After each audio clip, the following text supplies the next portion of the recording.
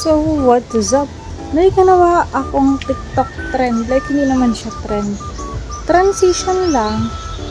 And then, tinry ko mag-makeup. So, itong kanalabasan.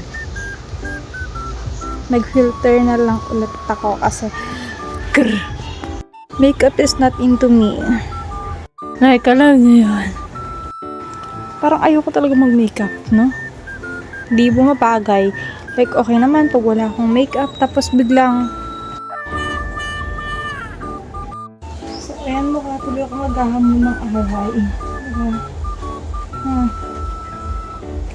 So, ganito lang talaga akong ipit para mga mima.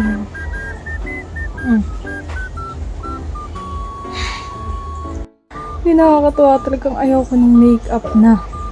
Cherries. So, ayan, magbubarang muna ako ng makeup. Sabay na rin ligo siguro. Ang init na kasi. Bye.